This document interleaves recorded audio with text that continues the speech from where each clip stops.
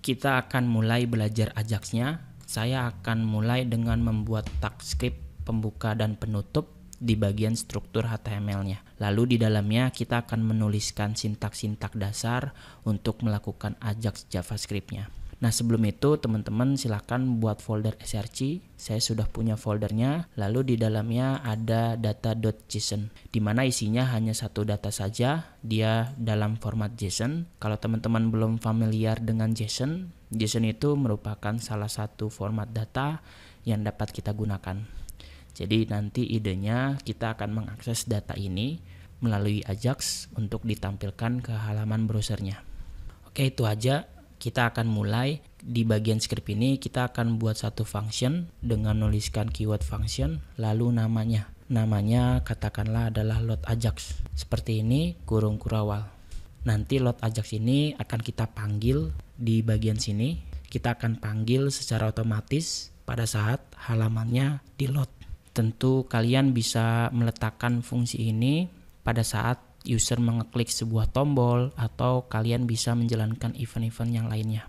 Tapi pada kasus ini, fungsi ini akan kita jalankan secara otomatis. Untuk yang pertama, di bagian function ini, yang akan kita lakukan adalah membuat sebuah objek dari JavaScript-nya, yaitu objek Ajax-nya, namanya XML HTTP request. Jadi kita akan tulis new XML HTTP request.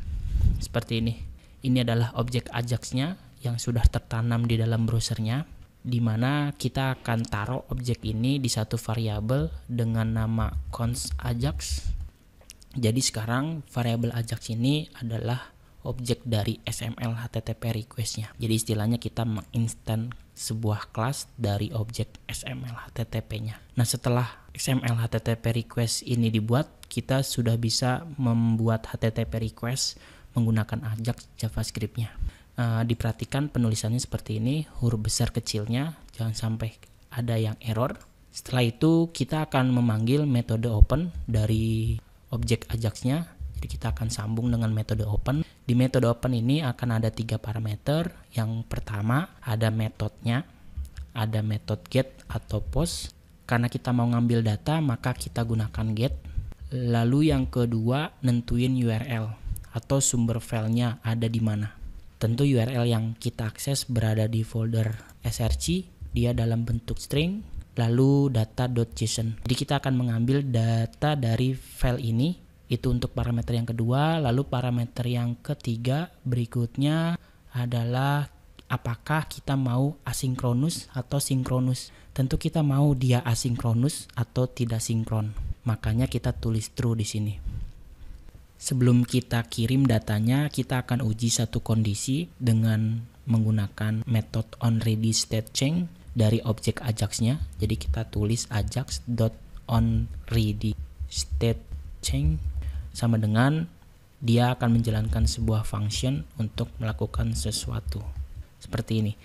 Nah, nanti fungsi ini dia akan selalu mengawasi bagaimana status request-nya. Tentu untuk menguji statusnya kita lihat dulu di dokumentasi Web3 School-nya. Jadi silakan teman-teman buka web3school.com di browsernya, di bagian XML HTTP request objeknya.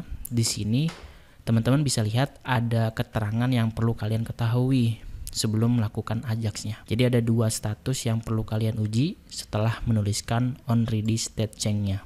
Yang pertama ada ready state atau status dari XML HTTP request-nya, di mana ada 5 kemungkinan dari angka 0 sampai 4.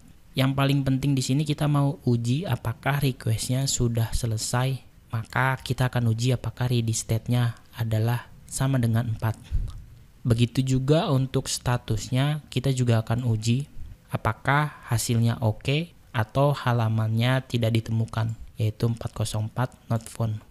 Jadi kita akan ngelakuin pengujian dengan status yang sudah ada di dalam objek Ajax-nya. Jadi di bagian function ini kita akan menuliskan if kurung kurawal, lalu di dalamnya ada kondisi yang pertama.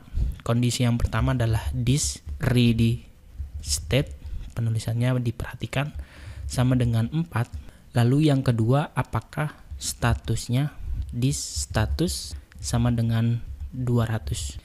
Jadi dua-duanya harus memenuhi syarat karena kita gunakan tanda dan di sini. Ini adalah dua kondisi yang harus kita uji. Jadi sekali lagi, apakah ready state-nya sama dengan 4? Artinya kita mau apakah request-nya sudah selesai atau belum, dan statusnya harus 200 atau hasilnya oke.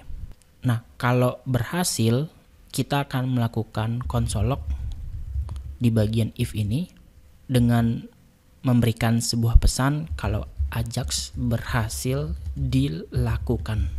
Dan yang terakhir, kita bisa langsung mengirimkan sebuah data atau mengirimkan sebuah request ini dengan metode ajax.send seperti ini. Jadi kita save, lalu kita jalankan melalui localhost htdocs-nya. Jadi folder ini saya sudah simpan di dalam htdocs-nya. Saya langsung panggil aja di bagian browsernya, ketik aja localhost / nama foldernya Ajax, lalu latihan 1, enter. Nah, ini adalah halaman saya. Di halaman ini belum terlihat, kita coba inspect elemen di bagian browsernya. Kita lihat di bagian konsol, maka kalau teman-teman lihat, kita berhasil mendapatkan pesan kalau Ajax berhasil dilakukan. Nah, jadi sejauh ini kita sudah berhasil, cuma yang kita lakukan hanya mencetak pesan di konsol.